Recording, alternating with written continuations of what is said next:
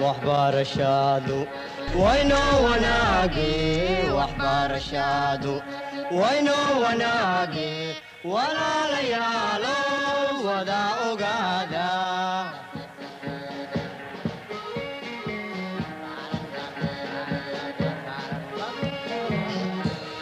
وهي تعلينتا ودد توسن وهي تعلينتا ودد توسن.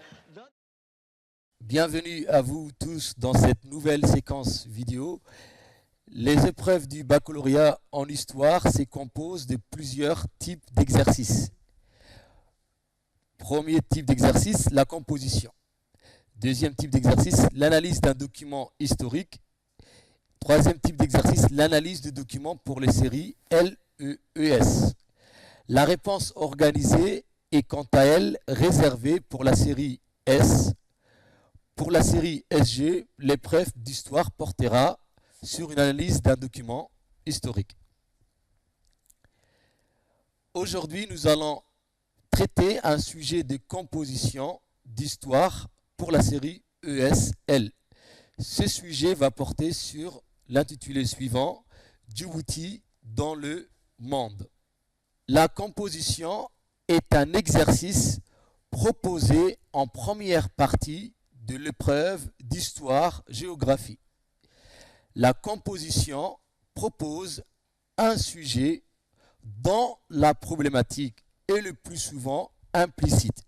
Il faut analyser chaque terme du sujet pour en dégager la problématique. La composition propose un sujet dont la problématique est le plus souvent implicite. Il faut analyser chaque terme du sujet pour en dégager la problématique. C'est la première étape du travail. Elle se fait au brouillon. L'intitulé du sujet est le suivant, comme on l'a déjà vu précédemment, Djibouti dans le monde. Le premier mot-clé est donc ici Djibouti. Pas besoin d'explications précises. Il faut juste se rappeler que l'histoire récente de notre pays commence après l'indépendance en 1977. Le deuxième mot-clé est le monde. Le pays nouvellement indépendant veut s'imposer comme acteur sur la scène régionale et internationale. Les bornes chronologiques ne sont pas indiquées. Il faudra donc reprendre celle du programme de 1977 aux années 2000. Le sujet fait appel aux connaissances du chapitre 6. La problématique générale est assez simple. Quelle est la place de Djibouti dans la région et dans le monde? Nous passons tout de suite à la deuxième étape du travail qui se fait toujours au brouillon. Choisir et bâtir un plan. Si la problématique consiste à montrer une évolution avec des étapes très nettes, vous choisirez un plan chronologique. Si la problématique consiste à étudier une évolution lente où il est difficile de trouver des événements qui soient des ruptures très nettes, vous choisirez un plan thématique. C'est le cas pour notre sujet. Chaque partie du plan correspond à une période, s'il s'agit d'un plan chronologique, ou d'une idée directrice dans le cadre d'un plan thématique. Voici une proposition d'un plan.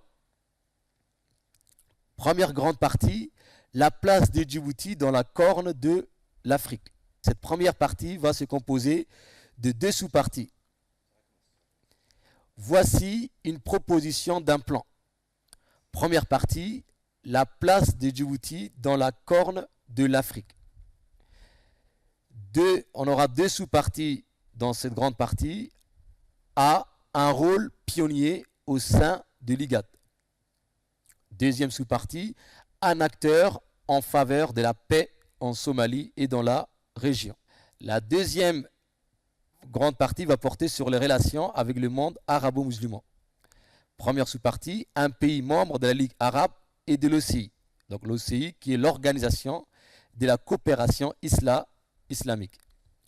Deuxième sous-partie, les investissements arabo-musulmans.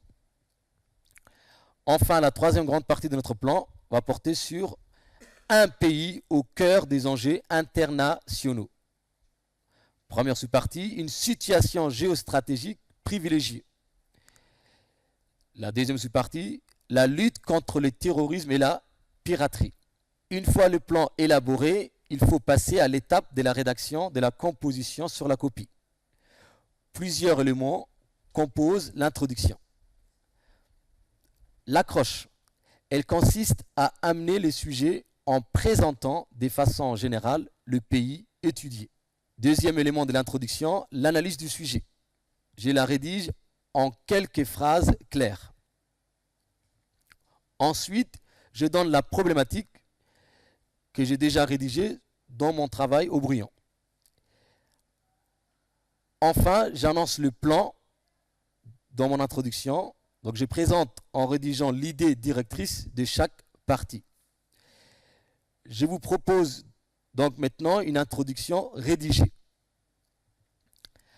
La République de Djibouti est une terre d'accueil, de rencontres et d'échanges dans la Corne de l'Afrique.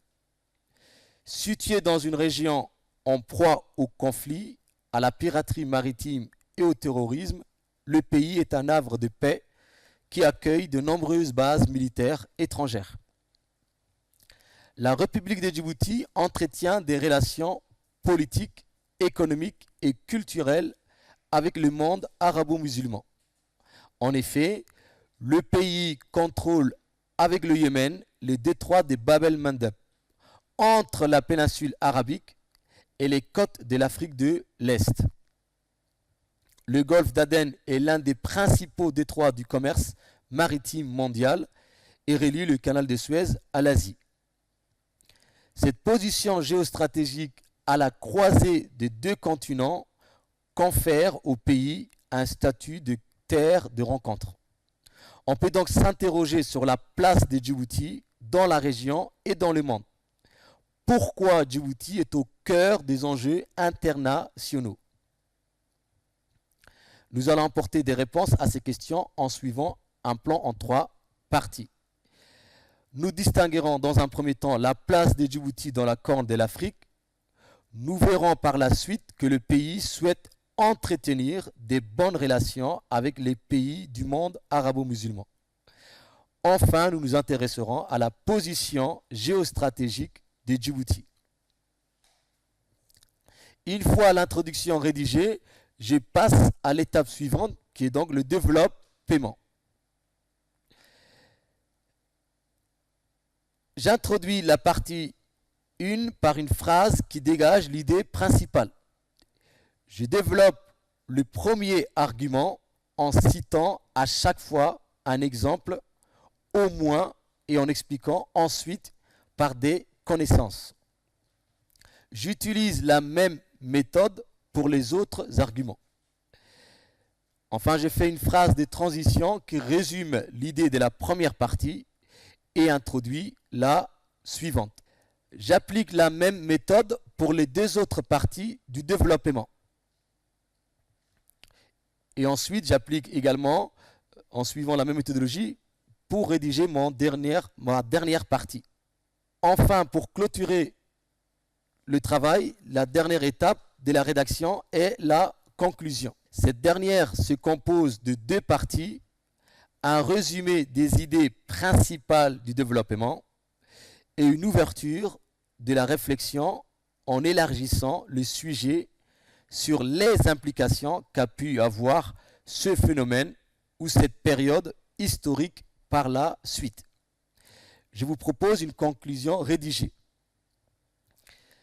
État indépendant depuis 1977, à l'identité multiculturelle, la République de Djibouti est devenue un acteur central de la sécurité et du développement dans la Corne de l'Afrique. Grâce à sa diplomatie active et à sa position stratégique, Le pays a réussi ces dernières années à devenir un partenaire incontournable pour les puissances régionales et internationales. Il présente aujourd'hui une stabilité et une croissance économique qui peuvent assurer sur le long terme le développement du pays et l'amélioration des conditions de vie des Djiboutiens. Une fois la rédaction finie, il faut relire l'ensemble du devoir pour voir si tous les aspects du sujet sont traités et repérer les éventuelles fautes d'orthographe. Pour réussir sa composition, il faut éviter plusieurs choses. Réciter son cours sans chercher à problématiser le devoir. Vouloir tout dire au risque qu'une partie du devoir soit hors sujet. Oublier un aspect important du sujet. Nous venons de conclure donc le sujet et pour aller un peu plus loin dans la question, vous pouvez consulter votre manuel qui est riche en documents. Voici quelques documents en rapport avec notre sujet. Premier document, on a donc une photographie qui vous montre la réunion des différents présidents des pays de la région lors de la création de l'IGAD en janvier 1986 à Djibouti. Nous avons les différents présidents des pays de la région, les présidents de la République de Djibouti, les premiers ministres soudanais, les présidents de la Somalie, les présidents de l'Ouganda, les présidents du Kenya et les présidents de l'Éthiopie. Deuxième document, c'est également une photographie qui vous montre la conférence d'Arta inaugurée en juin 2000 par le président de la République, Ismaël Omar Guelleh. Cette conférence qui avait pour but de réunir les acteurs politiques de la Somalie afin de trouver une solution au conflit civil qui endeuille ce pays. Troisième document, c'est une carte qui vous montre la position géostratégique de la République de Djibouti. Alors, vous avez plusieurs éléments dans la légende. Dans la légende, une première partie qui porte sur les enjeux stratégiques, à savoir la route maritime qui traverse notre région, la zone de piraterie et les différents foyers du terrorisme international. Vous avez également la présence des navires militaires des forces internationales qui patrouillent dans la mer afin de lutter contre la piraterie. Vous avez également dans la légende la localisation des différentes bases militaires à Djibouti, à savoir les bases militaires françaises, américaines et japonaises. Enfin, dernier document qui vous montre les investissements dans le pays. Alors vous avez une photographie du terminal à conteneurs de Doralé et cette photo vous montre donc la modernité des infrastructures de notre pays. Voilà, nous sommes parvenus à la fin de notre séquence vidéo. Je vous conseille de vous entraîner à la maison en multipliant les exercices de composition. Pour cela, votre manuel peut vous aider car des sujets en rapport avec votre programme sont traités. Merci pour votre attention et à bientôt.